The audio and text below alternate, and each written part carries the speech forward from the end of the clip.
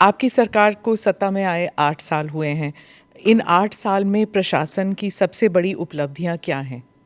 मेरा ये मानना है कि किसी भी सरकार के लिए, लोकतंत्र में किसी भी सरकार के लिए सबसे बड़ी उपलब्धि जनता जनार्दन की संतुष्टि होनी चाहिए। और मैं इस बात को कह सकता हूं कि पिछले 8 वर्ष में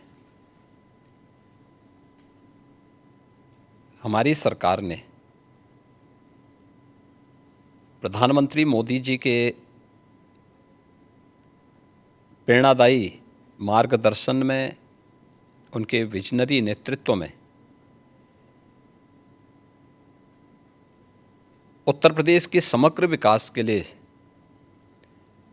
जो भी रूपरेखा तैयार की थी और उन क्षेत्रों में जो अभूतपूर्व विकास किया है, जनता जनार्दन का उसमें व्यापक समर्थन प्राप्त हुआ है। और जनता जनार्दन की सफलता के समर्थन को मैं सरकार की उपलब्धि मानता हूँ। किसी भी क्षेत्र में आप देखेंगे, वह एग्रीकल्चर का हो, युवाओं से संबंधित हो, इंफ्रास्ट्रक्चर का हो, इन्वेस्टमेंट का हो, लॉ एंड ऑर्डर का हो, टूरिज्म का हो, या फिर जो प्रधानमंत्री जी जिस बात को लेके कहते हैं विरासत और विकास के बेहतर समन्वय का, तो उसका सबसे जीवंत और मूर्त मान कोई एक साक्ष्य हो सकता है तो देश के अंदर उत्तर प्रदेश उसका एक सबसे महत्वपूर्ण उदाहरण हो सकता है। मुख्यमंत्री जी, उत्तर प्रदेश में लगातार 2 टर्म से आप चीफ मिनिस्टर रहे हैं और ये अपने आप में एक उपलब्धि है, उत्तर प्रदेश में कभी हुआ नहीं। और आप लॉन्गेस्ट सर्विंग चीफ मिनिस्टर भी हैं। तो उत्तर प्रदेश की जनता ने आपको दूसरी बार क्यों इलेक्ट किया था? क्या इसलिए कि आपकी छवि एक हिंदुत्ववादी नेता की है, या फिर फर्स्ट टर्म में आपने माफिया राज पर जो धावा बोला था इसकी वजह से? किस लिए आपको दूसरी टर्म में? और क्या, एक और सवाल इसमें, क्या आप हैट्रिक के लिए ट्राई कर रहे हैं आप? देखिए, मैं रहा नहीं हूँ, मैं वर्तमान में भी चीफ मिनिस्टर हूँ। और पिछले 8 वर्ष के अंदर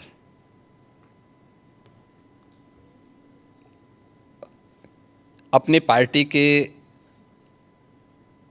नेतृत्व के कारण, पार्टी के और सहयोगी दलों के सभी नेताओं के सहयोग के कारण, भारतीय जनता पार्टी के एक कार्यकर्ता और अन्य सहयोगी संगठनों के सहयोग से जनता जनार्दन का जो आशीर्वाद हमें प्राप्त हुआ है, तो ये हमारी सरकार को पहली बार यह अवसर मिला है कि आज़ादी के बाद कोई मुख्यमंत्री 5 वर्षों तक लगातार काम करे और फिर से वह 2/3 मेजॉरिटी के साथ गवर्नमेंट बना ले। ये फर्स्ट टाइम हुआ था और यह भी उपलब्धि हमारे साथ जुड़ी थी। और पिछले 8 वर्ष से तो हम यहाँ सेवा कर ही रहे हैं। तो सेवा, सुरक्षा और सुशासन का जो मॉडल हमारी पार्टी का था, उसको प्रभावी ढंग से उत्तर प्रदेश में लागू करने के कारण आज जनता जनार्दन का व्यापक आशीर्वाद भारतीय जनता पार्टी के साथ में है, हमारे साथ में है।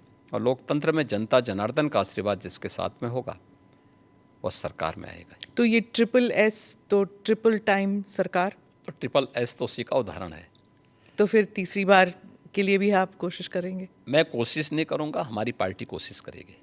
पर चीफ मिनिस्टर तो आप ही बनेंगे ना? नहीं, मैं क्यों बन सकता हूँ? भारतीय जनता पार्टी का कोई भी कार्यकर्ता बन सकता है। अच्छा, क्योंकि ऐसी अटकलें लगाई जा रही थी, क्योंकि आपने कहा था कि जब आप पहले टर्म में आपको कुछ अफसर ने कहा था कि आप अयोध्या मत जाइए, विवाद हो सकता है। और आपने कहा कि अगर सत्ता चली भी जाए तो कोई बात नहीं। अब आपने ये 2-3 बारी कहा कि सत्ता चली जाएगी, त्याग देंगे। जब ऐसी बातें होती है तो फिर अटकलें लगाई जाती है कि शायद योगी जी दिल्ली की तरफ देख रहे हैं, या फिर दिल्ली से न्योता आया है। देखिए, ये उदाहरण उन प्रसंगों को लेकर के होते हैं जहाँ पे विरासत को आगे बढ़ाने का एक जज्बा सामने आता है। 2017 के पहले अयोध्या की क्या स्थिति थी, हर एक व्यक्ति जानता था। एक जद्दोजहद के साथ जब हम लोग उस समय अयोध्या की यात्रा करते थे तो बहुत सारे बैरियर हुआ करते थे, बुनियादी सुविधाओं का अभाव था और अयोध्या अपनी पहचान के लिए मोहताज थी। 2017 में भारतीय जनता पार्टी की डबल इंजन की सरकार उत्तर प्रदेश में बनी और उत्तर प्रदेश में सरकार बनने के बाद उन चुनौतियों से भी हमें का भी सामना करना था जो आज़ादी के बाद से लगातार जिन भावनाओं को दबाया गया था वहाँ पे। साथ साथ अयोध्या का समग्र विकास भी करना था, लेकिन अयोध्या को उसकी पहचान भी देनी थी। और उसी में एक बड़ा तबका ऐसा था जो ये मानता था कि हमें इस प्रकार के मुद्दों को नहीं टच करना चाहिए क्योंकि ये विवाद हो सकता है। देखिए, आप सत्ता में रहेंगे तो आपके लिए अनुकूल वातावरण भी होगा, प्रतिकूल भी होगा। अनुकूल और प्रतिकूल के बीच में समन्वय बना करके जब हम आगे बढ़ते हैं तो ही कुछ परिणाम दे पाएंगे। और अयोध्या के साथ भी यही हुआ। हमने कहा भी ठीक है, विरोध होता है तो होने दीजिए, देखेंगे। अयोध्या जाएंगे, कोई एक कार्यक्रम का शुभारंभ करेंगे जो अयोध्या की पहचान बन सके। दीपावली तो अयोध्या से जुड़ी हुई थी, दीपोत्सव, और दीपावली के आयोजन को एकदम विस्मृत सा कर दिया गया था अयोध्या में ही। तो हमने दीपोत्सव के आयोजन के साथ फिर उसकी पहचान को वहाँ दिलाई। तो हम लोगों ने वहाँ पे मर्यादा पुरुषोत्तम भगवान श्री राम के प्रति और सरयू मैया के प्रति दीपोत्सव के माध्यम से जो कृतज्ञता ज्ञापित की थी, उसका परिणाम आज नई अयोध्या के रूप में सबके सामने है, जिसको देख करके हर व्यक्ति अभिभूत होता है। तो प्रधानमंत्री जी का जो विजन विरासत के प्रति है, उसका मूर्तमान स्वरूप आज अयोध्या में भी देखने को मिलता है। आज आप देख रहे होंगे, जिस अयोध्या में साल भर में कुछ लाख लोग आते थे, आज करोड़ों लोग वहाँ पहुँच रहे हैं। व्यवसाय वहाँ फल फूल रहा है, लोगों को अनेक अवसर प्राप्त हो रहे हैं। तो हम लोग अपनी सत्ता की चिंता करें और अपनी विरासत को विस्मृत कर लें, तो मुझे लगता है कि ये हम न्याय नहीं कर पा रहे हैं, अपने साथ भी, अपने समाज के साथ भी और अपने देश के साथ भी। योगी जी, आपने डबल इंजन सरकार का जिक्र किया। अखिलेश जी कहते हैं डबल इंजन क्या, अब तो इंजन एक दूसरे को नमस्ते तक नहीं करती। हाँ, देखिए, ये उनके संस्कार थे। हमारे यहाँ हम विरासत को सम्मान दे करके अपनी वर्तमान लीडरशिप को भी सम्मान करते हैं और अपने पूर्वजों के प्रति भी सम्मान का भाव रखते हैं।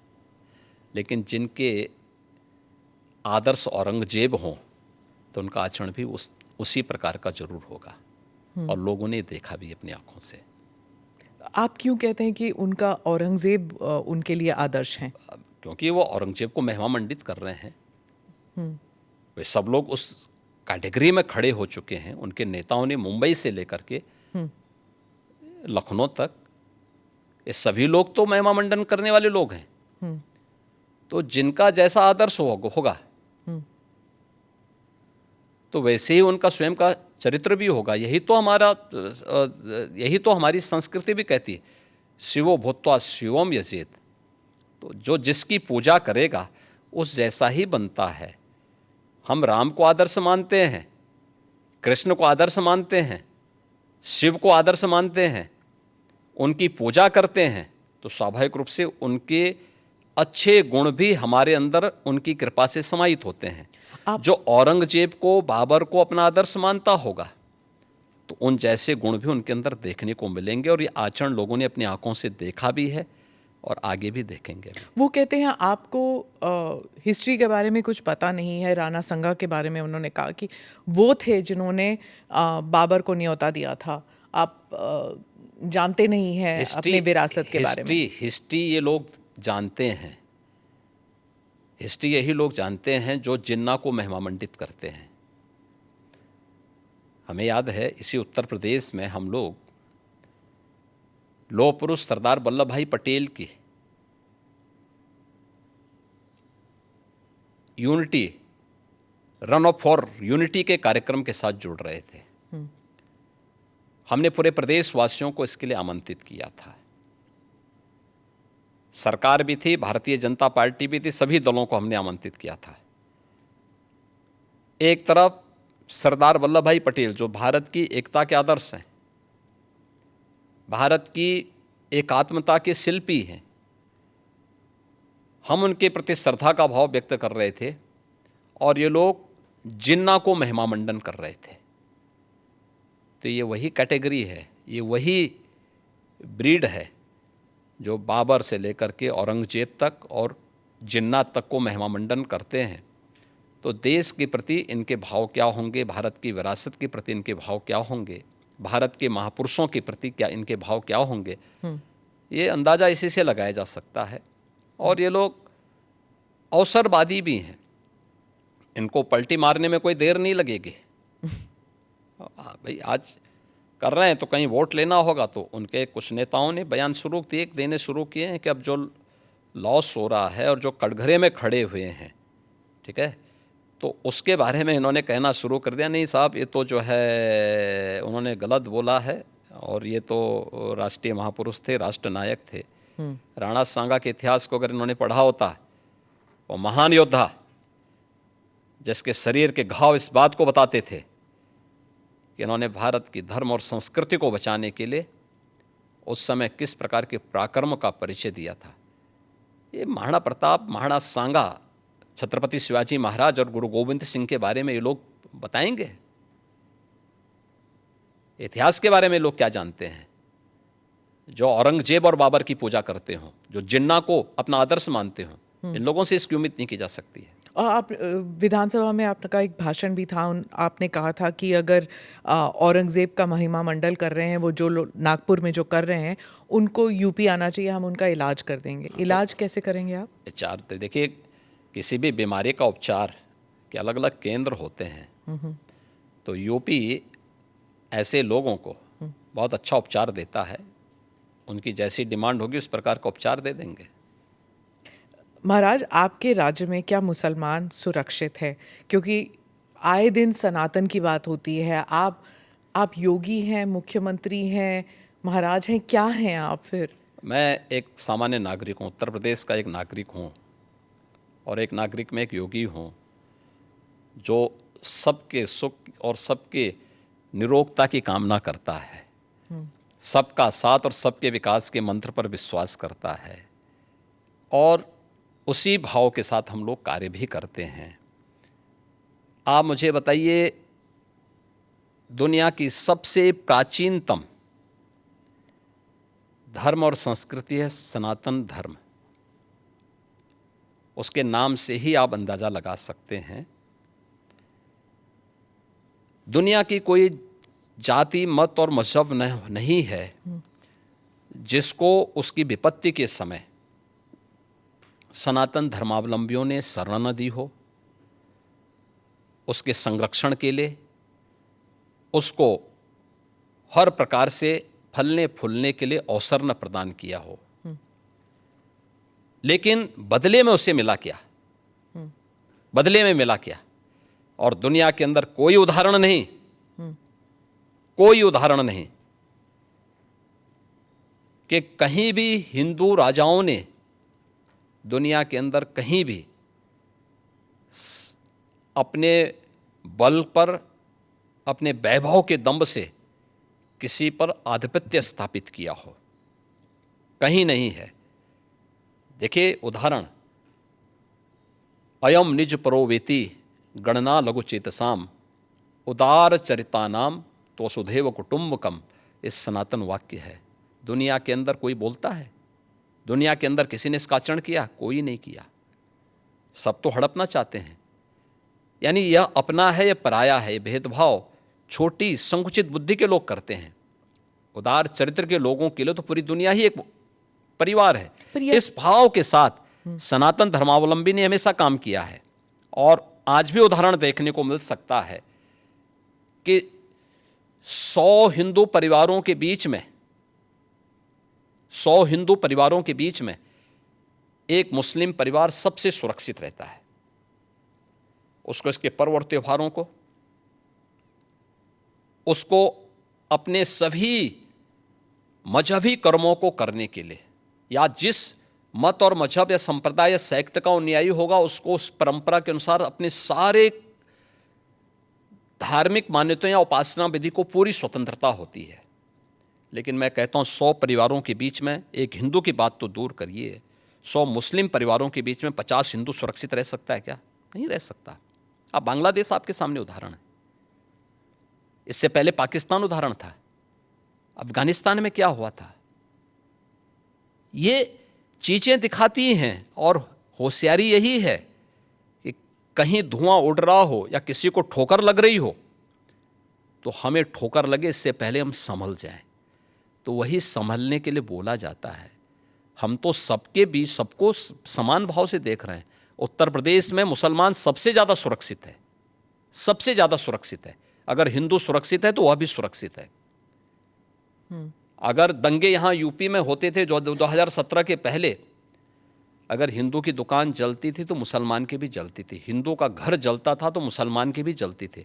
और 17 के बाद से दंगे बंद हुए। अगर हिंदू सुरक्षित है तो मुसलमान भी सुरक्षित है। और दूसरा जो मैंने कहा कि इतिहास में कोई उदाहरण नहीं बता सकता कि अपने बल से, अपने वैभव से किसी हिंदू राजा ने किसी देश पर जबरन कब्जा किया हो, कभी नहीं। इतिहास इसका उदाहरण है, आप उठा के देख सकते हैं। भगवान राम लंका में गए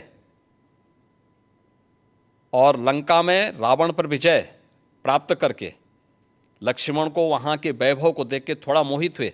भगवान राम ने कहा नहीं लक्ष्मण, उन्होंने उनको एक ही बात कही और मुझे लगता है कि आज की पीढ़ी के लिए बहुत प्रेरणादायी है जो उन्होंने उस समय कही थी। लक्ष्मण जी को जो प्रेरणा, जो निर्देश भगवान राम दे रहे हैं लंका के बारे में, अपि स्वर्णमयी लंका नमे लक्ष्मण रोचते जननी जन्म भूमिस्य स्वर्गादपि गरीयसी, कि लक्ष्मण लंका भले ही सोने की क्यों न हो, लेकिन याद रखना ये मुझे रुचिकर नहीं लगती, मेरी रुचि का नहीं है। मेरा काम था माता सीता को दुरात्मा रावण से मुक्त करना, वो मैंने कर लिया है। अब हमें यहाँ से निकलना है, क्योंकि जिस माँ ने जन्म दिया है और जहाँ हमने जन्म लिया है उससे बढ़कर के दूसरा कोई भी, स्वर्ग से बढ़कर के उपभोग दूसरा हो ही नहीं सकता, इससे बढ़कर के उपभोग हो ही नहीं सकता है, चाहे वो स्वर्ग ही क्यों ना हो। और इसलिए हम यहाँ नहीं करेंगे। ये उदाहरण मैं इसलिए दे रहा हूँ जिसलिए जो सनातन धर्म पर प्रहार करते हैं उनकी आंखें खुलें, वो देखें। उदाहरण हमारे सामने पर्याप्त हैं और ऐसे अनेक उदाहरण आपको समय समय पर मिलेंगे। मुख्यमंत्री जी, आपने रोग हटाने की बात की, लेकिन कभी कभी ऐसा लगता है आप रोग ही हटाने की बात कर रहे हैं, क्योंकि जो बुलडोज़र चला है, आज नागपुर में चला है, यहाँ पर भी कोर्ट भी कहता है कि ये बुलडोज़र जस्टिस बंद होना चाहिए, लेकिन कोई बंद नहीं कर रहा। आज भी नागपुर में चला है, तो ये जब बुलडोज़र जस्टिस जब मना किया है फिर भी चल रहा है। देखो, जो न्याय मानते होंगे उनके लिए न्याय होता है।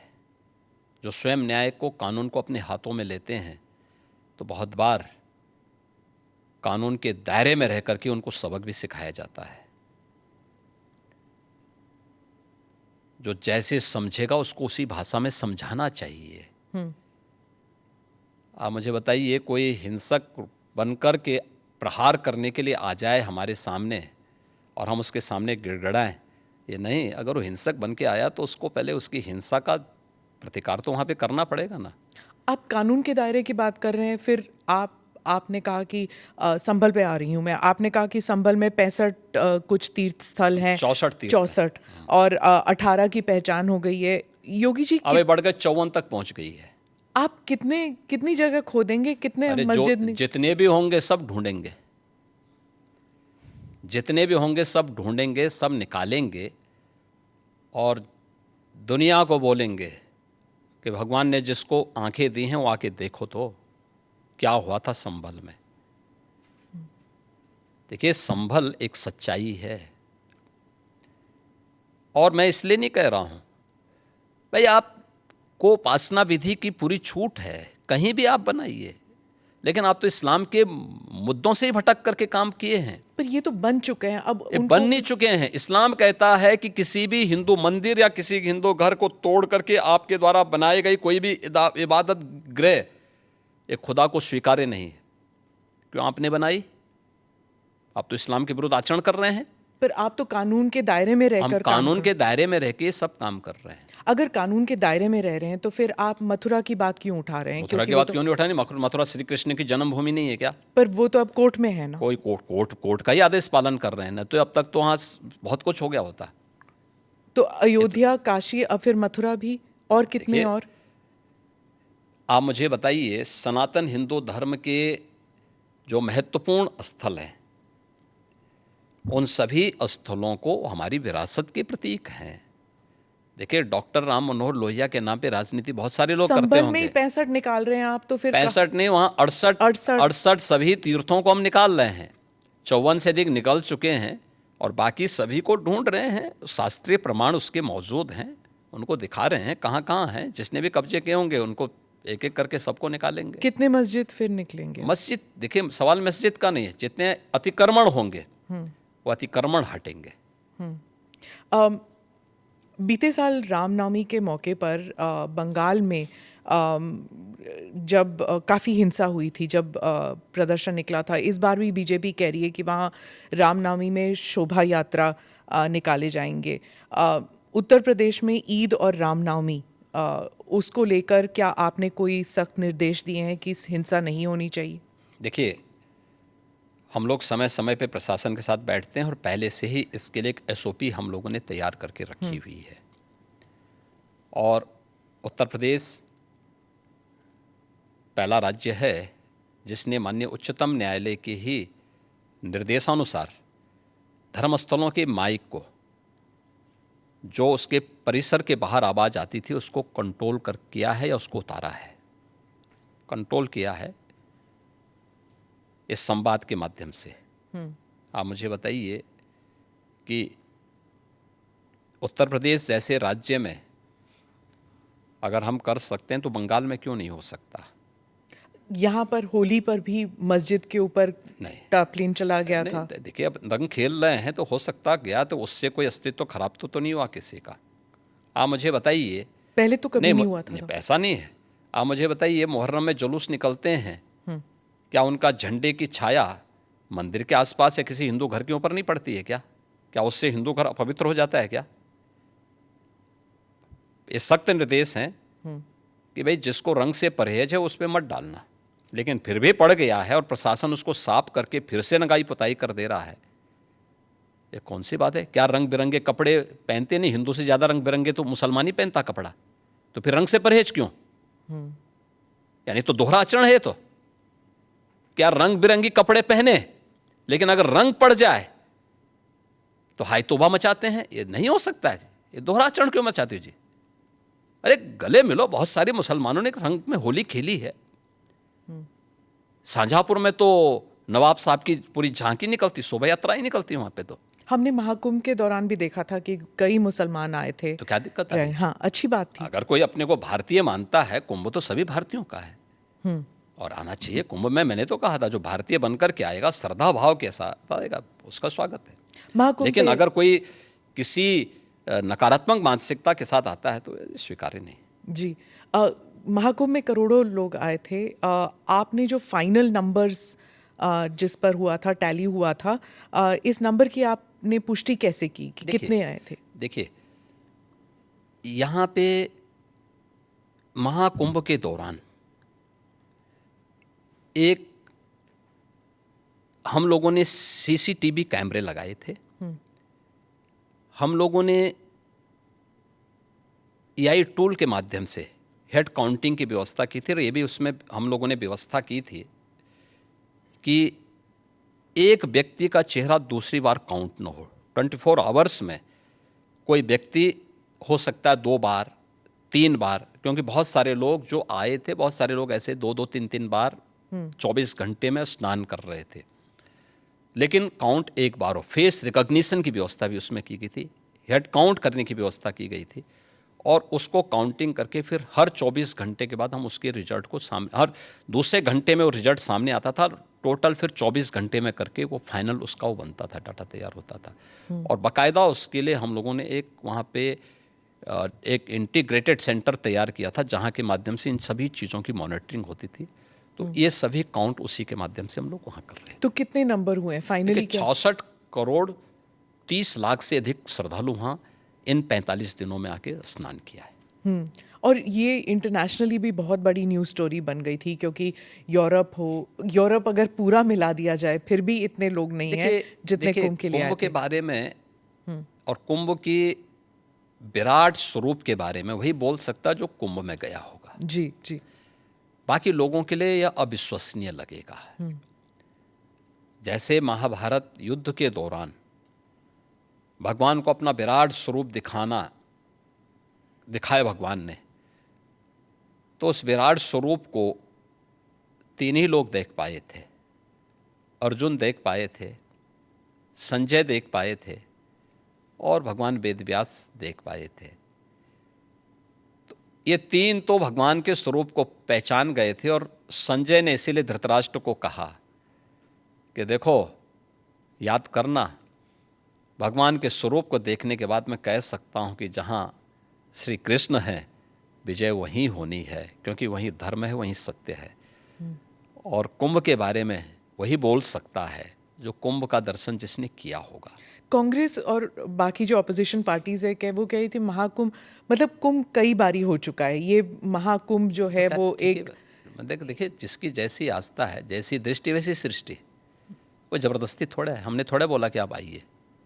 जो आते थे उनके नेतागण बहुत सारे आए, उनके जो नेता थे, उनके मंत्रीगण आए थे, डिप्टी सीएम आए थे, बहुत सारे लोग आए थे, उनके मुख्यमंत्री भी आए थे कांग्रेस के बहुत सारे। वे तो आके अभिभूत होके गए। अब जिनकी जो जैसी दृष्टि हो, कह रहे इन्होंने बीजेपी इवेंट बना दिया, जैसे कि बीजेपी इवेंट नहीं, बीजेपी शासित सरकार, केंद्र और राज्य सरकार मिलकर के जन सुविधाओं का ध्यान रख रही है, जनता जनार्दन का ध्यान रख रही है, आस्था का सम्मान दे रही है। और कुंभ का यह स्वरूप जो देखने को मिला है, आखिर 1947 से लेकर के और ज़्यादातर समय तक 2014 तक, तो ज़्यादातर समय तक कांग्रेसी देश में शासन की है। तो उन्होंने इस दौरान क्यों नहीं किया? उनको बहुत बार अवसर मिला था। प्रदेश में भी 1947 से लेकर के और 1989 तक कांग्रेस की सरकार ज़्यादातर रही है। तो उन्होंने इस दौरान क्यों नहीं जन सुविधाओं का ध्यान रखा? उस समय कुंभ के इस विराट स्वरूप को और वैश्विक स्वरूप को क्यों नहीं प्रस्तुत किया? कुंभ के बारे में देश के अंदर एक सकारात्मक भाव पैदा हो और ये वैश्विक मान्यता इसको प्राप्त हो, तो मोदी जी के कारण आज संभव हो पाया है। प्रधानमंत्री मोदी जी ने यूनेस्को से 2019 में प्रयागराज कुंभ को मानवता की अमूर्त सांस्कृतिक धरोहर के रूप में मान्यता दिलाई जी। दुनिया के सभी मिशन को प्रयागराज में आमंत्रित करने की कार्रवाई को आगे बढ़ाया। दुनिया के देशों के प्रवासी भारतीयों को कुंभ के आयोजन के साथ जोड़ने का काम किया। 19 में प्रवासी भारतीय दिवस का आयोजन वाराणसी में कराया गया, और इन आयोजनों के साथ दुनिया के लोगों को जोड़ने का अभिनव कार्य भी ये प्रधानमंत्री मोदी जी के साथ हुआ। और कुंभ का मतलब भव्य और दिव्य हो, स्वच्छता, सुरक्षा और सुव्यवस्था उसका मॉडल बने, जनता जनार्दन की सुविधा और उनकी आस्था का सम्मान करना हम सीखें। मोदी जी ने जो विजन दिया आज जो जमीनी धरातल पर दिखाई दे रहा है, तो जनता जनार्दन ने इसको हाथों हाथ लेकर के पूरा देश उमड़ पड़ा, पूरी दुनिया उमड़ पड़ी। जो हादसा हुआ था महाकुंभ के दौरान, कुछ लोगों की मृत्यु भी हुई थी, आपने जांच बिठाई थी, उसके बारे में कुछ अपडेट बताएंगे? देखिए, वह एक जुडिशल कमीशन है, और उसमें माननीय उच्च न्यायालय ने भी और सुप्रीम कोर्ट ने भी जो उसके बारे में डायरेक्शन दिए थे, उसके अनुसार वो अपना काम कर रहा है। हमने 1 महीने का समय दिया था, माननीय उच्च न्यायालय ने कहा कि नहीं, 1 महीने नहीं, इसको कुछ और समय दे करके उसका विस्तार देकर कुछ उन्होंने नए चीज़ें उसके साथ जोड़ी है, तो उसके अनुसार वो कार्य कर रहा है। और उन सभी तथ्यों को लेकर के जो राज्य सरकार ने उसके लिए तय किए थे और माननीय न्यायालय ने जो उसके बारे में उसका थोड़ा विस्तार दिया है, इसको लेकर के अपना कार्य कर रहे हैं। उसमें सभी पक्षों से वो बातचीत भी कर रहे हैं, बयान ले रहे हैं, साक्ष्य कलेक्ट कर रहे हैं और फिर उसके बाद जो भी फाइंडिंग आएगी तो उसकी रिपोर्ट वे लोग देंगे, तो फिर इस पर हम लोग आगे कार्रवाई करेंगे। ममता बनर्जी ने कहा कि प्रबंध सही नहीं थे, उन्होंने मृत्यु कुंभ कहा इसके बारे में। मैंने कहा ना, जिसकी जैसी दृष्टि होगी है। मैं कहता हूँ बंगाल के प्रतिदिन 13 जनवरी से लेकर के और 26 फरवरी तक 50,000 से 1 लाख श्रद्धालु पर डे वहाँ से आता था प्रयागराज में, और वो स्वाभाविक रूप से इस भीड़ को देख करके वेस्ट बंगाल की सरकार स्वयं घबरा गई, क्योंकि उनके रेलवे स्टेशन, उनके एयरपोर्ट पर हर कोई प्रयागराज आने के लिए उतावला था। लेकिन चाहे वह वेस्ट बंगाल की गवर्नमेंट ने, चाहे वह कांग्रेस ने, आरजेडी ने या समाजवादी पार्टी ने महाकुंभ के बारे में जो भी बात कही है वो उनके तुष्टीकरण की पराकाष्ठा का उदाहरण है, भारत की आस्था का अपमान करने का एक उदाहरण है। लेकिन महाकुंभ ने साबित किया है कि नहीं, वह मृत्युंजय महाकुंभ था और महाकुंभ में जो भी आया अभिभूत होकर के गया। मृत्युंजय महाकुंभ, मृत्युंजय महाकुंभ। अच्छा, मैं इससे थोड़ा सा हट के फिर से उत्तर प्रदेश के एक और मेले के बारे में पूछना चाहती हूँ, जो गाजी सलार मसूद के नाम से जो मेले लगते हैं संभल और बहराइच में।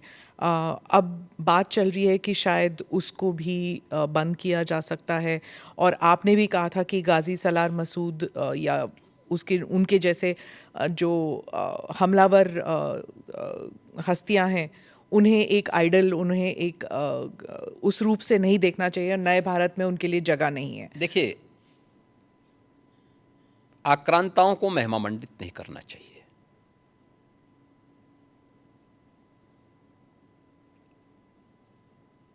ये भी हमें मालूम होना चाहिए कि ये आक्रांता विदेशी थे। इन्होंने भारत की आस्था पर प्रहार किया, भारत की बहन बेटियों की इज्जत के साथ खिलवाड़ किया, भारत को लूटा। इसका महिमा मंडन आस्था का अपमान है, इनका महिमा मंडन मातृशक्ति का अपमान है, इनका महिमा मंडन करके हम देश का अपमान करते हैं, और मुझे लगता है कि यह कोई भी भारतीय स्वीकार नहीं करेगा। याद करना, यही वे आक्रांता थे जिन्होंने देश के अंदर जबरन धर्मांतरण को आगे बढ़ाया था। देश के अंदर आज भी बहुत सारे मुस्लिम परिवार ऐसे हैं जो अपने पूर्वजों की परंपरा का जो स्मरण करते हैं, और 6 पीढ़ी पहले, 8 पीढ़ी पहले बहुत सारे लोगों ने डॉक्यूमेंट तैयार रखे हुए हैं कि उनके पूर्वज कोई ना कोई हिंदू था। तो मुझे लगता है उस समय किन्हीं कारणों से उनको अगर इस्लाम स्वीकार करना पड़ा है, तो उन आक्रांताओं की क्रूरता से कोई जजिया कर नहीं दे पाया, कोई जो है अपने स्वयं के परिवार को बचाने के नाम पर, कोई अन्य उसके नाम पर। मुझे लगता है कि हम लोगों को इसको स्वीकार नहीं करना चाहिए कि आक्रांता का कहीं महिमा मंडन हो। पर कुछ तो ट्रेडिशन का मतलब क्या होता है? ट्रेडिशन के लिए आप फतेह करते थे। गाजी को तो कहीं, गाजी तो यहाँ उत्तर प्रदेश में कोई भी युद्ध जीता नहीं था। देखिए, सालार मसूद गाजी वही है जिसने मोहम्मद गजनवी के साथ भगवान सोमनाथ के मंदिर को लूटने और तोड़ने का काम किया था। ये विदेशी लुटेरा था, और इसको महाराज सुहेल देव के नेतृत्व में हिंदू राजाओं ने जिस कार्य के लिए हकदार था, जिंदा खड़ा करके इसको पूरी तरह जलाया था। इस्लाम में सबसे क्रूर मौत मारी जाती है जिसका वो हकदार था, उसने जितना अत्याचार किया था, हिंदू धर्म और संस्कृति को तोड़ करके, आस्था पर प्रहार करके, बहन बेटियों की इज्जत के साथ खिलवाड़ करके, वही व्यवहार उसके साथ उस समय हिंदू राजाओं ने किया था। तो जय जयकार तो महाराज सुहेलदेव की होनी चाहिए और पूजा महाराज सुहेलदेव की होनी चाहिए, न कि सालार मसूद गाजी की। इसीलिए कहते हैं ना कि मुसलमान खतरे में है, जो ओवैसी कहते हैं आपके राज्य में, क्योंकि जो ट्रेडिशन चलते आए हैं आप उनको हटाना चाहते हैं, जो उनके जिनके लिए वो पूजनीय समझते हैं आप उनको कह रहे हैं कि वो गद्दार हैं, उनको हटाना चाहते हैं आप। इसलिए मुसलमान इससे खतरे में नहीं है, इनकी वोट बैंक की राजनीति खतरे में है। जिस दिन अपने पूर्वजों को भारतीय मुसलमान समझ जाएगा, इन सब के बोरिया बिस्तर बन जाएंगे। इसलिए अपने बोरिया बिस्तर को दुरुस्त रखने के लिए लोग इस प्रकार की भड़काऊ बातें को कहते हैं। भारत के मुसलमानों को याद रखना होगा, वे तभी सुरक्षित हैं जब हिंदू सुरक्षित है, हिंदू ट्रेडिशन सुरक्षित हैं, उसी के साथ उनकी भी सुरक्षा निहित है। तो हिंदू कहाँ खतरे में है? हाँ, तो हिंदू, कश्मीर के अंदर क्या हुआ था, अभी बांग्लादेश के अंदर क्या हुआ है, पाकिस्तान के अंदर क्या हुआ है। महाराज आप यहाँ पे जाएंगे, आप बांग्लादेश जाएंगे, आप पाकिस्तान जाएंगे, कहाँ जाएंगे? 1947 के पहले पाकिस्तान और बांग्लादेश दोनों भारत के हिस्से थे जी। इतिहास है, इस सच्चाई को आप भी जानती है, मैं भी जानता हूँ, पूरा भारतीय जानता है। हम उस सच्चाई को कैसे भूल सकते हैं? क्या पाकिस्तान में हमारी हिंगलाज माता का मंदिर नहीं है क्या? क्या आप इसको भूल जाएंगे? क्या बांग्लादेश में माता ढाकेश्वरी का मंदिर नहीं है क्या? तमाम ऐसे धर्मस्थल हैं जो आज भी वहां पड़े हुए हैं। हिंदुओं के साथ किस प्रकार का व्यवहार हो रहा है? इसीलिए तो सीए कानून लाई बीजेपी की सरकार, जो हिंदू यहाँ आना चाहते हैं। हम हिंदुओं के आने देने की बात नहीं कर रहे हैं, जो आ चुके हैं, जो आ चुके हैं। आखिर इन लोगों ने जो यहाँ पर इस्लाम खतरे में बात कर रहे हैं, उन हिंदुओं का भी इन्होंने यहाँ विरोध किया था। आप अनुमान करिए कि भारत में ही वो हिंदुओं का विरोध कर रहे हैं, तो पाकिस्तान और बांग्लादेश के अंदर क्या हाल हो रहे होंगे, उनके हालात क्या होंगे। इनकी मानसिकता का अंदाजा इसी से लगाया जा सकता है कि हिंदुओं के प्रति इनके दुराग्रह कितने खतरनाक हैं और कितने छोटे स्तर के हैं। कांग्रेस के एक दिग्गज नेता ने कहा है कि वो संविधान बदल देंगे। इसी बात को लेके 2024 में बीजेपी के ऊपर ये प्रहार किया गया था और आपकी पार्टी के नंबर कम आए थे, क्योंकि ये प्रचार या दुष्प्रचार जो भी कहना चाहें आप, ये कहा गया था। और अभी डीके शिव कुमार ने संविधान के बारे में कुछ कमेंट्स पास किए हैं, आपका उस पर क्या कहना है? देखिए, कर्नाटक सरकार के द्वारा धर्म के आधार पर आरक्षण, यह बाबा साहब भीमराव अंबेडकर के द्वारा दिए गए संविधान का अपमान है। याद करना, जब संविधान सभा में आरक्षण की बात हुई तो उसमें धर्म के आधार पर आरक्षण का मुद्दा भी उठा था और बाबा साहब भीमराव अंबेडकर ने इसका पुरजोर विरोध किया था। उन्होंने कहा था कि आरक्षण सामाजिक रूप से उन लोगों को दिए जाने चाहिए जिनके साथ अस्पृश्यता और छुआछूत सैकड़ों वर्षों से होती आई है। अनुसूचित जाति जनजाति के लोगों को उसके साथ जोड़ा गया था और इसीलिए भारत के संविधान ने विशेष प्रावधान करके उनके लिए आरक्षण की व्यवस्था दी। धर्म के आधार पर आरक्षण का विरोध भारत के संविधान सभा के हर एक सदस्य ने किया था और सबने इस बात को कहा था, क्योंकि उसी समय देश 1947 में देश का विभाजन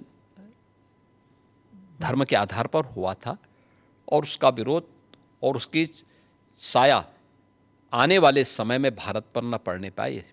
लेकिन ये कांग्रेस 1952 से लगातार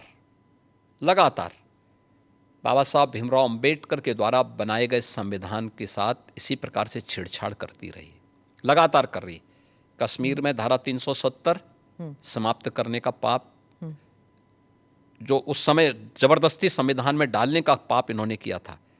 हम आभारी हैं मोदी जी के, जिन्होंने इस पाप को पूरी तरह समाप्त करके आज इस कलंक को मिटाया है। आज कश्मीर में धारा 370 समाप्त होती है, आज वहाँ पर फिर से लोकतंत्र बहाली की प्रक्रिया के साथ जुड़ा और विकास की प्रक्रिया के साथ जम्मू कश्मीर जुड़ा है। पंचायत चुनाव से लेकर विधानसभा के चुनाव हो गए, ठीक है, सरकार जिसकी भी बनी, लेकिन जनता को अपने आप को वहाँ पे उस प्रक्रिया का हिस्सा बनने का अवसर मिला ना। लेकिन कांग्रेस ने तो इससे वंचित रखा था जम्मू कश्मीर को। कुछ परिवारों को लूट की छूट दे रखी थी। भारत के खिलाफ आतंकवाद के गढ़ के रूप में उसको प्रस्तुत किया करने का प्रयास हुआ था। लेकिन आज जम्मू कश्मीर मुख्य धारा के साथ जुड़ करके विकास की प्रक्रिया के साथ जुड़ रहा है।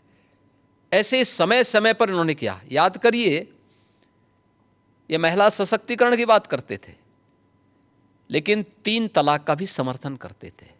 मोदी जी ने इन 3 तलाक की कुप्रथा को भी समाप्त किया।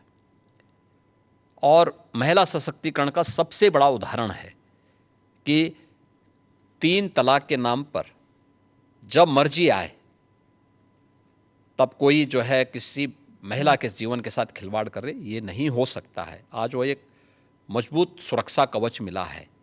तो ये चीज़ें देने का काम वो किया था। तो कांग्रेस को जब भी अवसर मिला है, डीके शिव कुमार वही बोल रहे हैं जो विरासत में कांग्रेस ने उनको दिया है, जो कांग्रेस का एजेंडा है। ये संविधान की प्रति लेकर के घूमते हैं, लेकिन इनको सच्चाई, अपने कृत्यों की सच्चाई के बारे में इनकी बताया जाना चाहिए कि इन्होंने कब कब बाबा साहब भीमराव अम्बेडकर का अपमान किया और भारत के संविधान में कितने संशोधन करके इन्होंने संविधान की आत्मा को 1976 में क्या नहीं किया था इन्होंने संविधान के साथ में गला घोंटने का काम किया था। तो ये कांग्रेस तो हमेशा करती रही। और आगे जो भी बोल रहे हैं डीके शिव कुमार, ये वही बोल रहे हैं जो कांग्रेस की विरासत से उन्हें प्राप्त हुआ है। आपने कॉन्स्टिट्यूशन की बात कही। हाल ही में एक्चुअली कल ही हुआ था कि एक कॉमेडियन जो हैं महाराष्ट्र में, उन्होंने संविधान को दिखाया और कहा इस संविधान से मुझे अभिव्यक्ति की आज़ादी मिलती है, मैं कुछ भी कह सकता हूँ। अभिव्यक्ति की आज़ादी कानून के दायरे में, संवैधानिक मूल्यों के दायरे में होना चाहिए और उसी दायरे में अभिव्यक्ति की स्वतंत्रता है। आपके अभिव्यक्ति की स्वतंत्रता किसी दूसरे पर व्यक्तिगत प्रहार करने के लिए नहीं हो सकती है। दुर्भाग्य है कि कुछ लोगों ने देश का चीरहरण करना, विभाजन की खाई को और चौड़ी करने के लिए इस अभिव्यक्ति की स्वतंत्रता को अपना जन्मसिद्ध अधिकार मान लिया है। और मुझे लगता है ऐसे लोगों के खिलाफ जो समाज में विभेद पैदा करके सौहार्द को खतरे में डालने का कार्य कर रहे हैं, उनके साथ कानूनी तरीके से उनके साथ उसी प्रकार का व्यवहार भी होना चाहिए। महाराष्ट्र में ही कुछ महीने पहले एक स्लोगन उठा था, बटेंगे तो कटेंगे। वो भी ऐसे ही विभाजनकारी स्लोगन ही था। विभाजनकारी नहीं था। आप मुझे बताइए, यह देश गुलाम क्यों हुआ? क्योंकि जातियों में विभाजित था। अगर उनको जोड़ने की बात की जा रही है कि वे बंटो मत, अच्छे के बारे में सोचो, विकास के बारे में सोचो, विरासत के बारे में सोचो। ये उछला नहीं था। ये यूपी से मैंने ही कहा था कि बटेंगे तो कटेंगे, एक रहेंगे तो सेफ रहेंगे। तो ये बात यहाँ से हमने कही थी और मुझे लगता है कि चीज़ें आगे बढ़ी, लेकिन इसमें बुराई आगे बढ़ी। इलेक्शन जीत गए आप। नहीं, इलेक्शन हम उससे कारण नहीं जीते। इलेक्शन के बहुत सारे कारण होते हैं। एक नारा इलेक्शन जीतने का, कटने की बात जब होती है तो कैसे जुड़ने की बात? क्या बात करते हैं, क्यों नहीं जुड़ेंगे? जब कटने काटने की बात आप मुझे बताइए, इतिहास में करोड़ों हिंदू काटे नहीं गए क्या? तो फिर लाखों हिंदू कश्मीर में काटे नहीं गए क्या? काटे नहीं गए थे। तो इसीलिए हम उसको भूल क्यों जाते हैं? इतिहास वर्तमान का दर्पण होता है और भविष्य की कार्य योजना बनाने का एक माध्यम भी होता है। तो इसको खुरेद के इसलिए वर्तमान पीढ़ी भूल गई होगी तो उसको बताने का एक माध्यम है। अरे बताना पड़ेगा हमें, ये हमारा दायित्व भी है। पर ये खुरेदने से क्या दंगे वंगे नहीं होंगे? दंगे कैसे होंगे? फिर दंगाइयों का उपचार भी तो है। दंगों से वो डरेगा जो उन दंगाइयों के सामने घुटने टेक करके नाक रगड़ते हैं। उनको घुटनों के बल चलने के लिए हम मजबूर कर लेते हैं और ठीक भी करते हैं उनको। ये जो आपका जो दबंग स्टाइल है, नहीं, दबंग स्टाइल नहीं, ये हमारी शराफत का स्टाइल है। हाँ, आप ये कहते हैं, लेकिन अखिलेश जी और जो उत्तर प्रदेश के बाकी नेता हैं वो यही कहते हैं कि आप जो कह रहे हैं कि प्रशासन और लॉ एंड ऑर्डर जो कंट्रोल में है ये सिर्फ लीपापोती की जाती है। वो उनके सोशल मीडिया हैंडल पे रोज तो मुझे कहता हो, लिस्ट आता है। मैं क्या कर रहा हूँ, आप मुझे बताइए 66 करोड़ लोग प्रयागराज में आए, आपकी एएनआई की तो पूरी टीम वहाँ कवरेज कर रही थी, कई कैमरे आपके लगे हुए थे। आपने किसी श्रद्धालु को ये कहते हुए सुना कि साहब मेरे साथ लूट हुई है? नहीं। किसी बहन और बेटे को ये कहते हुए सुना कि उसके साथ छेड़खानी हुई है? कहीं पे किसी को ये कहते हुए, किसी व्यापारी को कहते हुए सुना गया कि उससे जबरन किसी ने पैसा मांगा है? किसी व्यक्ति को अपहरण की कोई शिकायत वहाँ आई क्या इन 45 दिनों में? आप मुझे बताइए, इससे बड़ा उदाहरण और क्या हो सकता है? भाई हमारी कितनी भी फोर्स रही होगी वहाँ पे, तो फोर्स तो एक सीमित संख्या में थी ना। 50,000 के आसपास हमारी फोर्स वहाँ पे थी, और प्रतिदिन 28, 29 और 30 इन 3 दिनों में 15 करोड़ श्रद्धालु आए थे। 29 के पहले यानी 28 के पहले प्रतिदिन 1 करोड़ से कम श्रद्धालु थे। 50,000 से लेकर 60,000, 50 लाख से लेकर 60 लाख तक आते थे। और 29 के बाद से फिर ये बढ़ता गया, और 3 फरवरी के बाद से यानी बसंत पंचमी के बाद से यह और तेज़ी के साथ आगे बढ़ा। संख्या 1.5 करोड़, 2 करोड़, 1.5 करोड़, 2 करोड़ की पर डे की आ रही थी। लेकिन कहीं आप लोगों ने सुना? कोई बात नहीं थी। दूसरा, 25 करोड़ की आबादी का राज्य,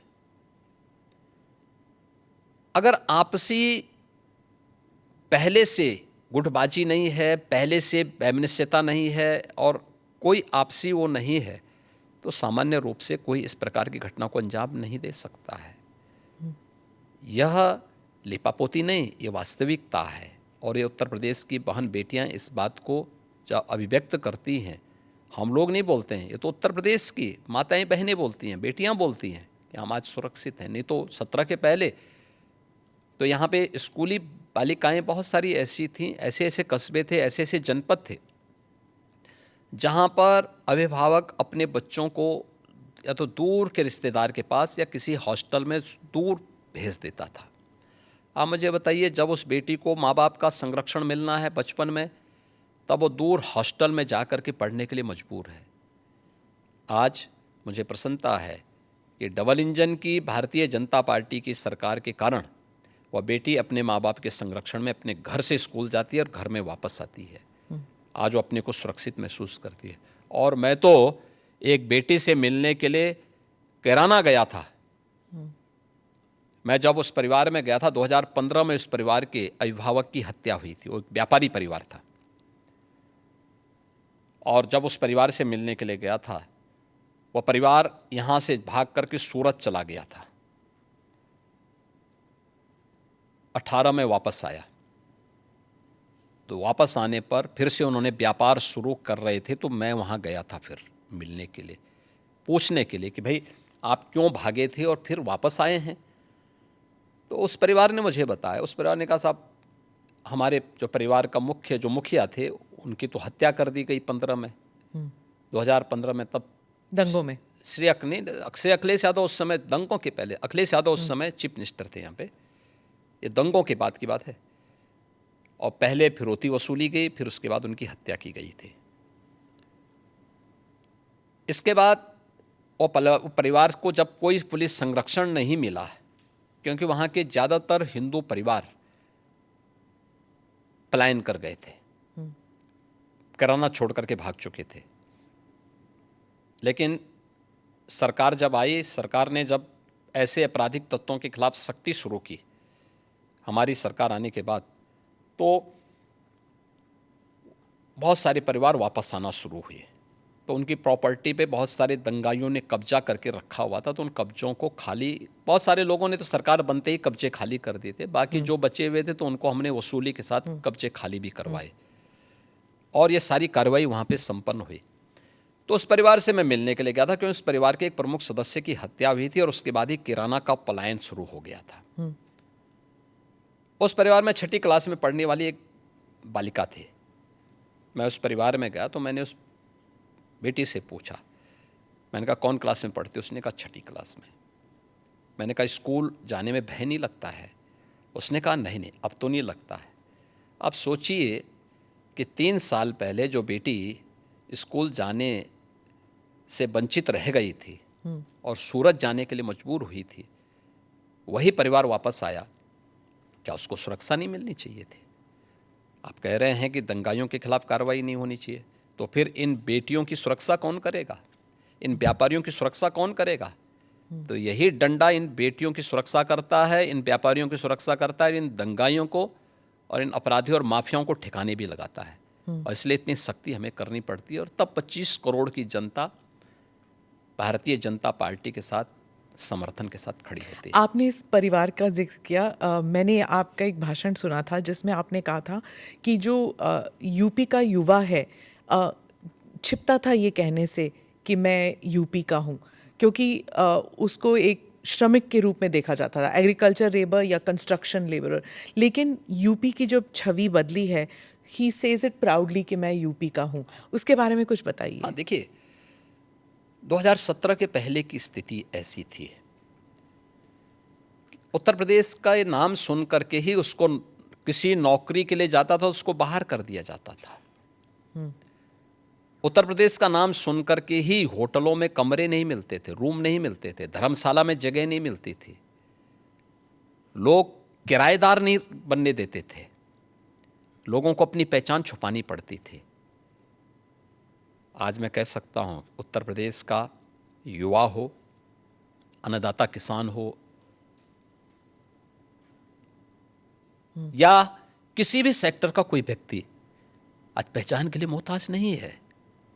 और ये पहचान के लिए जो मोहताज नहीं है, आज वो कहीं जाता है तो कहीं भी देश के अंदर कहीं जाता है, दुनिया के अंदर कहीं जाता है, अगर वह यूपी का नाम लेगा तो लोगों के मन में, अगर वह धार्मिक आस्थावान व्यक्ति है तो अयोध्या, काशी, प्रयागराज या यहाँ के धर्मस्थल याद करके बड़े सम्मान के साथ लोग उसको देखते हैं। यूपी के नाम से, यूपी के इंफ्रास्ट्रक्चर से लोगों के मन में होता, अच्छा ये वहीं से आए हैं। तो यूपी जो पहले एक श्रम शक्ति माना जाता था, एक लेबर के रूप में यहाँ की एक पहचान थी कि यहाँ के लोग एक सामान्य उसके साथ जुड़ेंगे, आज वही यूपी विरासत की शक्ति के रूप में और अर्थ शक्ति के रूप में देश के अंदर और दुनिया के अंदर अपनी पहचान बनाई। आप तो फिल्म जगत से भी लोगों को बुला रहे हैं यहाँ पर। हमारी फिल्म सिटी, यहाँ पे यूपी के अंदर एक फिल्म सिटी का निर्माण का कार्य प्रारंभ हो रहा है और उस पर सारी कार्रवाई आगे बढ़ चुकी है।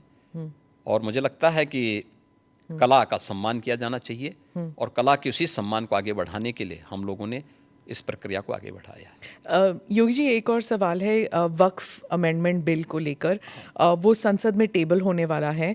और आप क्या समझते हैं इसके बारे में, क्योंकि कुछ लोग मानते हैं, खासकर मैं फिर से ओवैसी साहब का ही नाम लूँगी, कि बीजेपी जो है वो इस बिल के नाम पर मस्जिदों पर कब्ज़ा करना चाहती है और भारत के मुसलमान जो हैं अब खतरे में है क्योंकि इबादत की जगह नहीं मिलेगी उन्हें।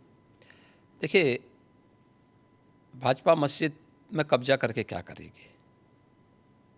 मंदिर ढूंढेगी। ये मुझे लगता है कि गुमराह कर रहे हैं। वक्फ के नाम पर आखिर कितना जमीन कब्जा करोगे? दूसरा, वक्फ के नाम पर एक भी कोई इन्होंने वेलफेयर का काम किया हो, एक भी नहीं आप गिना सकते। देखिए, वक्फ के नाम पे जो भी आता है उसने उस प्रॉपर्टी को अपने व्यक्तिगत स्वार्थ के लिए दुरुपयोग किया है, बेचा है, औने पौने दाम पे बेचा है। आज स्थिति क्या है? एक एक प्रॉपर्टी के लिए कई कई लोगों को इन्होंने प्रॉपर्टी को बेचा है, उससे विवाद हो रहे हैं, उससे तमाम प्रकार के संकट आने वाले समय में होंगे। जो बसे हैं उनके लिए भी और जिन लोगों ने पैसा दिया है उनके लिए भी, क्योंकि पूंजी उन सब की डूब जाएगी। तो ये तो इससे बड़ी बेवकूफ़ बनाने वाली कोई बात ही नहीं हो सकती है। दूसरा, इन्होंने कोई भी संपत्ति देखी, देखिए सरकारों पर यही एक दबाव बना करके ब्लैकमेलिंग ये लोग करते थे। अलग अलग समय में इन्होंने वफ़ के नाम पर तमाम प्रकार के उल जलूल फैसले लिए हैं, ख़ास तौर पर कि वक्फ जिस लैंड को कह देगी कि ये उनकी है, उनकी मान ली जाएगी। हम भौचक हैं जी, ये कौन सा आदेश है? आपको एक पावर किसने दे दी है कि आप किसी भी प्रॉपर्टी को कब्जा कर लेंगे, आप किसी भी स्थल को कब्जा कर लेंगे, किसी भी सार्वजनिक भूमि पे कब्जा कर लेंगे? तो ये नहीं हो सकता है। ये वक्फ संशोधन अधिनियम जेपीसी ने जो अपनी सिफारिश की है, ये आज की आवश्यकता है और इसको समयबद्ध तरीके से आगे बढ़ना चाहिए और मुझे लगता है देश के हित में भी होगा, मुसलमानों के हित में भी होगा। जी, डिलिमिटेशन पर जो दक्षिण के राज्य हैं वो थोड़े नर्वस कह लीजिए। वो कहते हैं कि पॉपुलेशन के आधार पर रिप्रेजेंटेशन नहीं होना चाहिए। वो कह रहे हैं कि उनकी जो पहचान है वो खतरे में है। देखिए, माननीय गृह मंत्री जी ने इस मामले में बहुत स्पष्टता के साथ कह दिया है और ये केवल स्टालिन के नाम ने जो बैठक की है, केवल एक राजनीतिक एजेंडा है उनका। मुझे लगता है कि माननीय गृह मंत्री जी के वक्तव्य के बाद इस पर कोई भी प्रश्न नहीं खड़ा होना चाहिए। तमिलनाडु में ही हिंदी भाषा को लेकर काफ़ी विरोध हो रहा है। आप हिंदी बेल्ट के एक मुख्यमंत्री हैं, तो आप इस बारे में क्या सोचते हैं? देखिए, देश को भाषा के नाम पे या क्षेत्र के नाम पे नहीं बांटा जाना चाहिए और हम आभारी हैं प्रधानमंत्री मोदी जी के, जिन्होंने वाराणसी में लगातार काशी तमिल संगमम की इस बार 30वें संस्करण को भी यहाँ पे आयोजित करवाया। यानी एक तरफ काशी है और उत्तर प्रदेश है, जिसमें काशी तमिल संगमम का आयोजन हो रहा है। तमिल भारत की प्राचीनतम भाषाओं में से एक है और इसका इतिहास उतना ही पुराना है जितना संस्कृत का इतिहास है। हर भारतीय के मन में तमिल के प्रति श्रद्धा और सम्मान का भाव है, क्योंकि भारत की विरासत के बहुत सारे तत्व आज भी उसमें मौजूद हैं। तो हिंदी से नफरत क्यों? भाषा कोई तोड़ती नहीं है, वो जोड़ने का काम करती है और त्रिभाषा सूत्र के माध्यम से तो हिंदी को राजभाषा की मान्यता देकर के हिंदी, इंग्लिश और स्थानीय भाषा, वो तमिल हो सकती है, मलयालम हो सकती है, कन्नड़ हो सकती है, तेलुगु हो सकती है, मराठी हो सकती है, बंगाली हो सकती है, असमी हो सकती है, उड़िया हो सकती है, किसी भी अन्य भाषा को आप लोकल स्तर पर लागू करिए। ये तो देश के अंदर एकता का संदेश देने वाला, उत्तर से दक्षिण तक, पूरब से पश्चिम तक पूरे भारत को एकता के सूत्र में जोड़ने वाला माध्यम है और मुझे लगता है कि भारत का राष्ट्रगान भी इसी बात का संदेश देता है। ये केवल एक संकीर्ण राजनीति है। जब इन लोगों के वोट बैंक खिसकते हैं तो ये लोग इसी प्रकार की क्षेत्रीयता की और भाषाई आधार पर बांटने की दुर्विसंधि करते हैं। जनता जनार्दन को देश की एकता के लिए इस प्रकार के किसी भी षड्यंत्र से हमेशा सचेत रहना चाहिए। कर्नाटका में और तमिलनाडु में, खासकर इन दोनों राज्यों में कई लोगों का मानना है कि जब यूपी या बिहार के जो हिंदी स्पीकिंग स्टेट्स के लोग जाते हैं और वहाँ पर बसते हैं, 10-15 साल भी रहते हैं, पर वहाँ की स्थानीय भाषा नहीं बोलते, हिंदी ही बोलते हैं और ऑटो रिक्शा वालों के साथ या फिर किसी रेस्टोरेंट में हिंदी में ही बात करते हैं, स्थानीय भाषा में नहीं करते। लेकिन उन राज्य से जब लोग उत्तर प्रदेश आते हैं तो हिंदी बोल लेते हैं, हिंदी में ही बात करते हैं, क्योंकि कामकाज की जो भाषा है वो हिंदी है। तो क्या समस्या आ रही? मैं कहता हूँ कि हमें हर भाषा को सीखना चाहिए। हम तो यहाँ उत्तर प्रदेश के विश्वविद्यालयों में तमिल भी पढ़ा रहे हैं, तेलुगु भी पढ़ा रहे हैं, कन्नड़ भी पढ़ा रहे हैं, मलयालम भी पढ़ा रहे हैं और यही नहीं पढ़ा रहे हैं, हम लोग विदेशी भाषाओं को भी यहाँ पढ़ा रहे हैं यहाँ के विश्वविद्यालयों में। ये तो नेशनल एजुकेशन पॉलिसी में भी ये सारे प्रावधान किए गए हैं।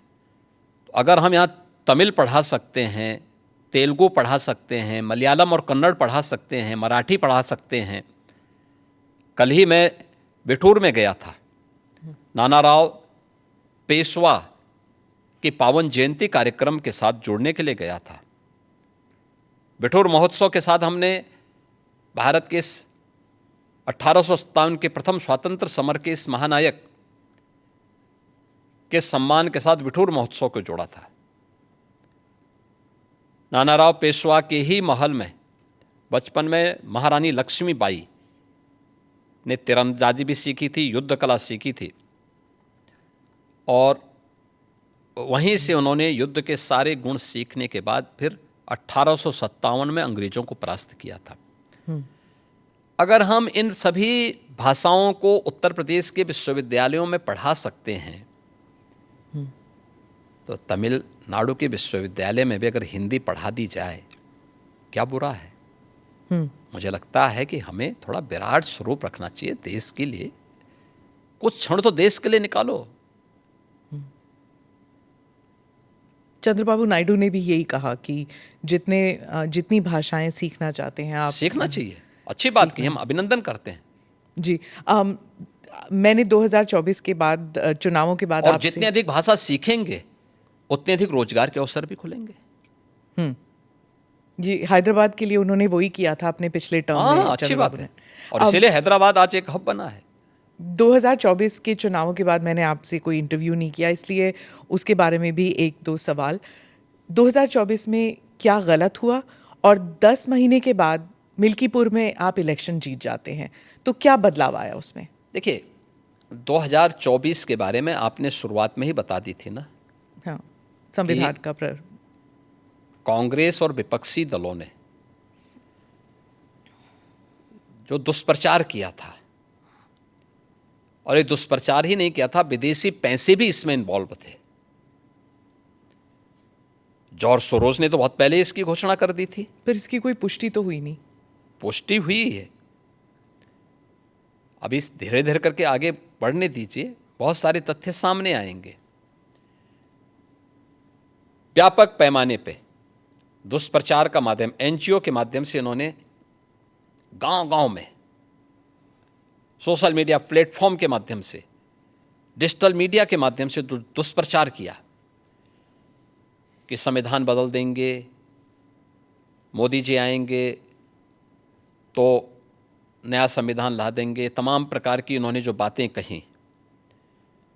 दूसरा, सोरोस के पैसे यूपी में भी लगे थे। मैं कह रहा हूं पूरे देश में विदेशी पैसा इन्वॉल्व था लोकसभा चुनाव के दौरान, जिसमें कांग्रेस और उसके सहयोगी दलों ने, जो भी इंडी गठबंधन से जुड़े हुए दल थे, ये लोग धड़ल्ले से उसके लिए डायरेक्ट इनडायरेक्ट उसमें लिप्त थे, और उसी के माध्यम से इन्होंने पूरे चुनाव को प्रभावित करने का प्रयास किया था। यह कृत्य देशद्रोह की श्रेणी में आता है। एक विदेशी ताकत से आप पैसा लेकर के देश के चुनाव को प्रभावित कर रहे हैं। एक दूसरा है कि उस दौरान इन्होंने तमाम प्रकार की बात की थी, खटाखट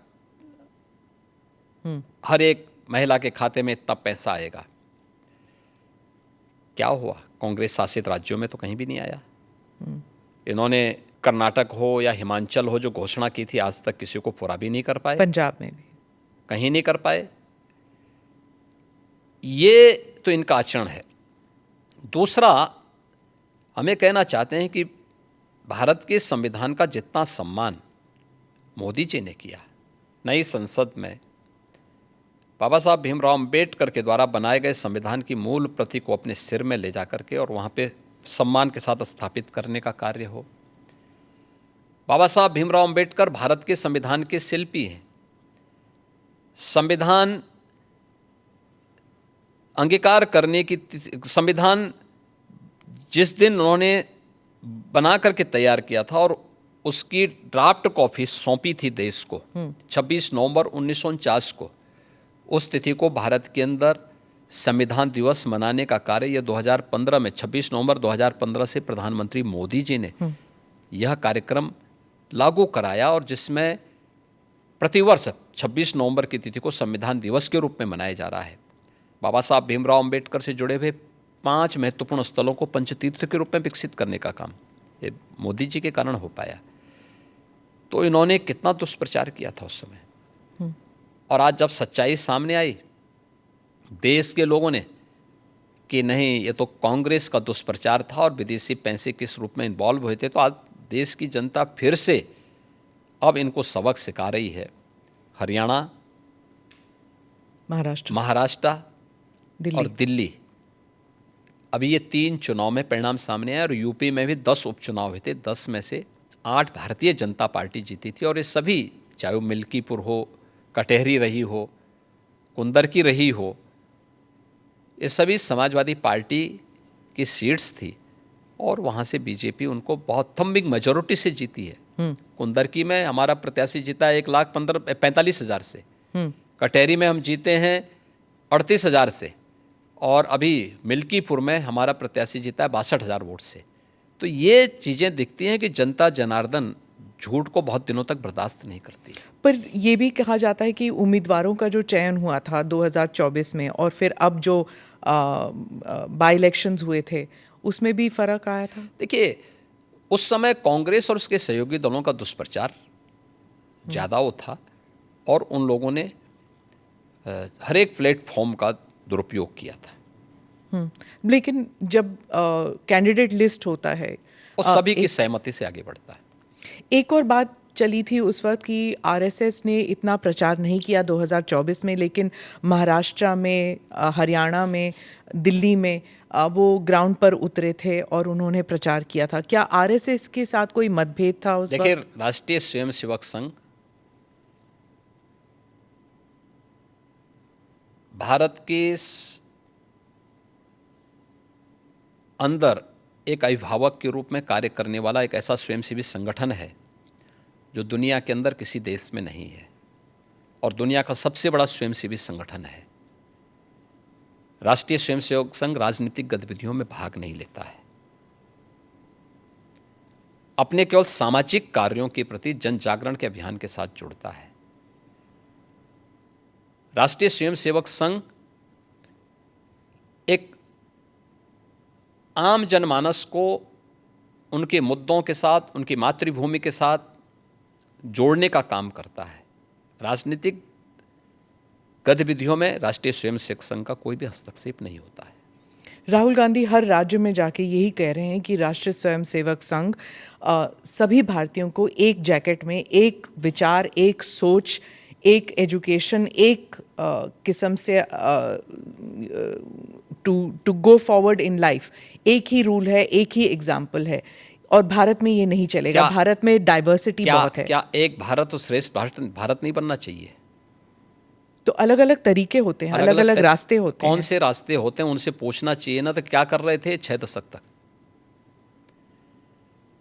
पूछे ना अपने नाना से भी और अपने दादी से भी, अपने पिताश्री से भी। क्यों नहीं पूछा इन्होंने?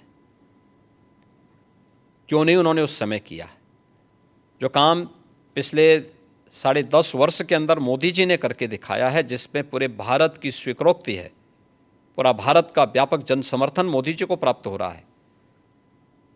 ये काम क्यों नहीं कांग्रेस ने कर लिया? अयोध्या के विवाद को तो हमेशा ही विवादी बने रहने देना चाहते थे। काशी की संकरी गलियों में गांधी जी के नाम पे जिंदगी भर राजनीति कर रहे हैं, लेकिन 1916 में काशी की संकरी गलियों को लेकर के गांधी जी ने टिप्पणी की थी काशी में, और बहुत कड़ी टिप्पणी की थी। क्यों नहीं उन्होंने राष्ट्रपिता महात्मा गांधी के उस सपने को साकार किया? वो मोदी जी ने ही साकार किया है। क्यों नहीं 3 तलाक की कुप्रथा को कांग्रेस ने समाप्त किया? क्यों नहीं कुंभ के आयोजन को इतनी भव्यता के साथ और दिव्यता के साथ कांग्रेस ने आगे बढ़ाया? क्यों नहीं देश के अंदर इंफ्रास्ट्रक्चर के वर्ल्ड क्लास मॉडल को कांग्रेस देने में क्यों विफल रही है? एक भारत श्रेष्ठ भारत के ये सभी अवसर हैं। और अयोध्या में आज तो राम मंदिर का निर्माण भी हो गया, एक नई अयोध्या के दर्शन सबको हो रहे हैं, जिस रूप में पूरा अयोध्या के प्रति लोग लालायित दिख रहे हैं। लाखों लोग प्रतिदिन आ रहे हैं दर्शन करने के लिए। राहुल गांधी तो भारत जोड़ो के लिए निकल पड़े थे, उन्होंने 2 यात्राएं की, तो फिर उनको क्यों आप कह रहे हैं कि वो विभाजनकारी काम करते हैं? देखिए, इनका भारत जोड़ो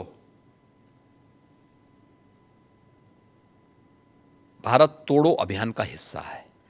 ये जहाँ जाते हैं, दक्षिण में जाएंगे तो उत्तर भारत की निंदा करेंगे, उत्तर में आएंगे तो दक्षिण की निंदा करेंगे।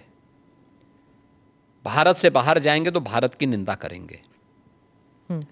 इसलिए इनके आचरण को देश समझ चुका है, लेकिन भारत की राजनीति में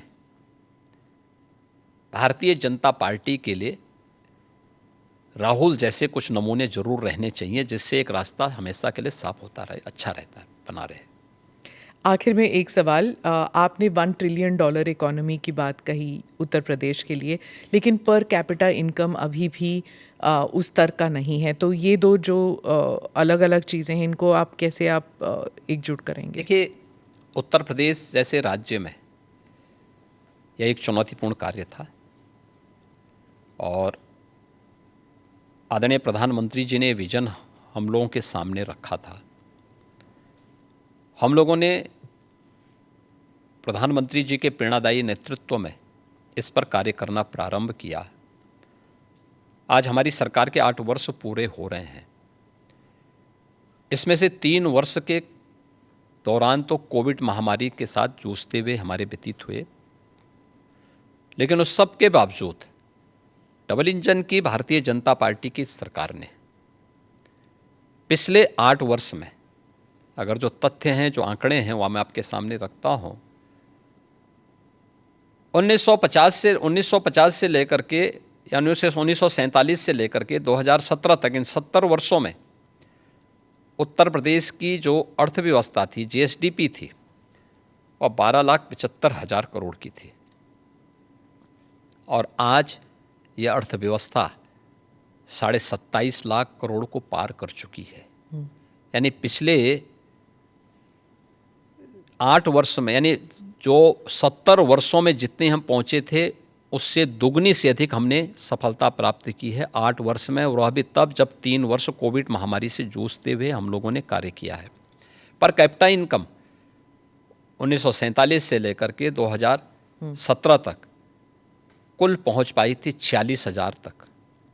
आज ये लगभग 1,10,000 तक पहुंची है। मेरा ये मानना है, उत्तर प्रदेश प्रकृति और परमात्मा की कृपा का, असीम कृपा का प्रदेश है।